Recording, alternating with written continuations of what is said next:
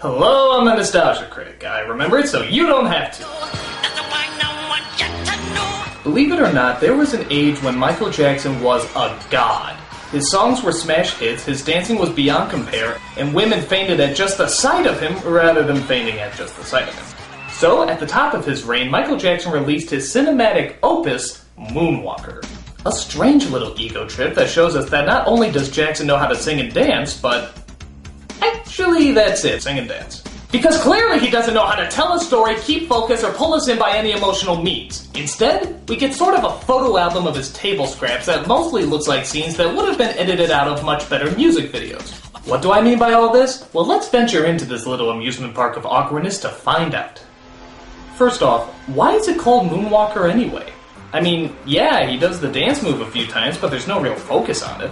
You could have just as easily called it crotch grab and it would have made just as much sense. So we see the world's first universal answer to every joke ever written, Michael Jackson. We catch him at that stage where he wasn't really a good-looking black man anymore, but at least he was a halfway decent-looking white woman. We see him performing at a concert singing about how we can all change the world. And apparently, all of the world leaders buy Jackson's plea for world peace. I am in total support of Michael Jackson. Ich bin ein Michael Jackson. You know, Michael Jackson made this all possible. I have a dream to support Michael Jackson's dream. Make that change. I believe you can change. Your plastic surgery operations have clearly shown that. So, okay, we get a bit of him performing. Now what? Oh, we see pictures of him performing. Alright. For such a long time.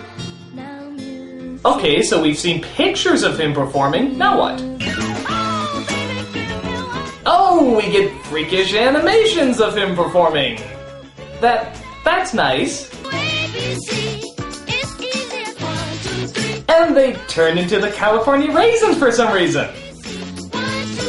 When did the Michael Jackson performances suddenly turn to the Monty Python cartoons? Michael Jackson's Flying Circus. So, okay, we get animations of him performing. I must ask again, what's next? Oh, we get a montage of him performing. Wow, he's just so humble about his fame. It's like he doesn't even know that he's famous. Oh, Michael, please, don't be so modest. Indulge yourself a bit. I don't think the image of you as a shining golden messiah is strong enough. Don't you have any oceans of water to walk on, or dead people to resurrect? I mean, come on, splurge a little. I especially like this picture of him and E.T., which is almost looking like a before and after picture. Yes, we get it. Michael Jackson is awesome. Please shut up. Yes, raping the asphalt is cool now. If you did it, it must be cool. Please contribute something more other than your ego. I'm just showing you how secure I am in my levels of confidence. Because that's what they call me. They call me very secure. If they were to name an airport after me, they would call it Michael Secure Jackson Airport. That's what they call me. In fact, that's what they call me right now. Michael Secure Jackson Airport. The airport, it's just people just love how secure I am. I am so secure. Very, very, very secure. Kill me.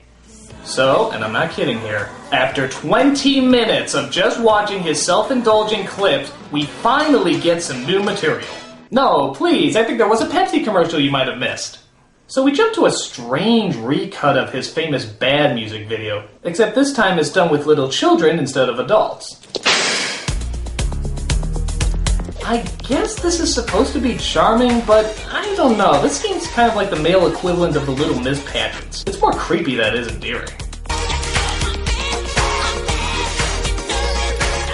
There's even a scene where the kid accidentally grabs his balls too hard. Why would you even make that joke? That's like a joke I would make. Except when I make it, it's funny. When you make it, it's unnaturally disturbing. Who's bad?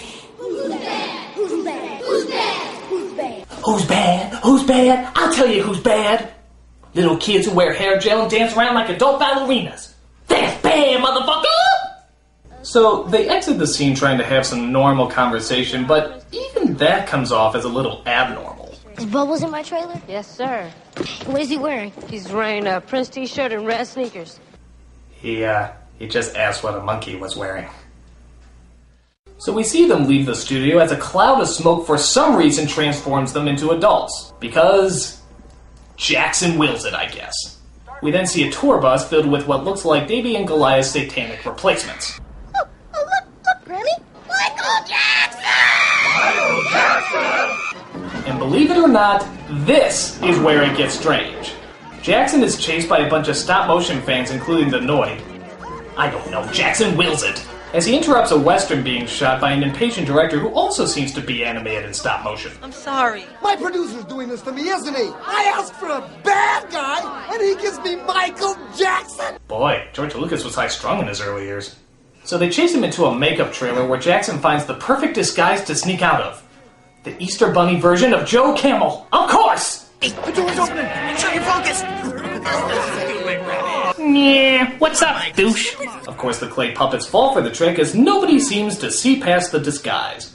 There he is! What, behind the rabbit? It is the rabbit. So we see this musical chase scene as all the stop-motion characters ride after Michael. But Michael fools them by shape-shifting into several different characters, like a construction worker, Tina Turner, and even Pee Wee Herman. This is crack. You know, they really should have called this Mindfucker as opposed to Moonwalker. That would have been more accurate. So he loses Gumby's gangbangers as he decides to finally take off the costume. But it turns out the costume wants to dance. Sure, why not?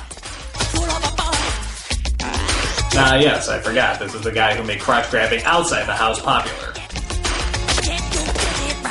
But a cop notifies him that there's no Michael Jacksoning in these parts and is forced to write a ticket.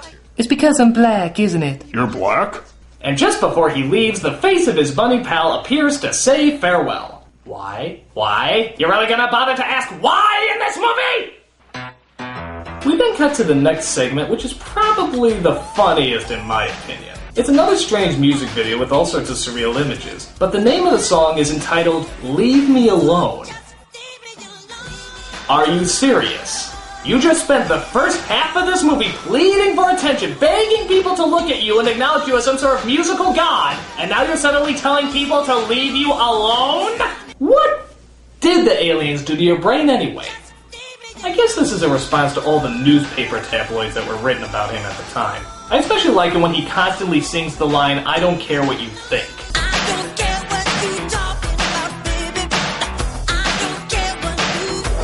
That's right, I don't care what you think, as this incredibly expensive musical representation of a middle finger clearly shows. Just leave me alone. Michael, we would love to leave you alone. But you just make it so constantly difficult that it's pretty much impossible! It's like a train wreck that you're told to ignore. It's simply not gonna happen! So we cut to probably the most famous part of the movie. You know, the portion that has that whole Spielberg Zemeckis light feel to it. And I have to say, this is easily the best part of the movie, because it starts off with Michael Jackson's best scene. People trying to kill it. We will destroy you before you make Captain EO! But boy, howdy, how did all this insanity start? Well, one of Michael's many children friends cut into a flashback to show us how this all began. This takes place in the salad days, when Michael was allowed to be around children. The hills are alive with the sound of Jamon. We see Michael playing in the hills of Perfectopia when their dog suddenly wanders off into the forest.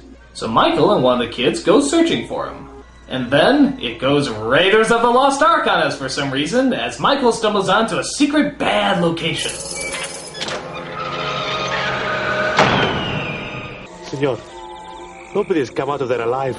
It turns out they've come across an evil gang of drug dealers. Because, yeah, all drug dealers do their evil plotting in the middle of the fucking forest, don't they? We can't be doing that. I want every kid in this whole world to take drugs because of me. Because of me. I want everybody to know it. Everybody. And my name is going to be in the history books. They better spell my name right. That poor peacock with leukemia is actually Joe Pesci, playing the sinister role of, well, let's face it, Joe Pesci. His evil plan is to get all the little children in the world completely high on drugs. Why? Because there's nothing else Joe Pesci can do on a Saturday night, I guess.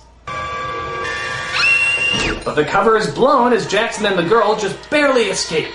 But as we see, the evil drug thugs caught up with him as they try to hunt him down and kill him before he reveals their evil plans.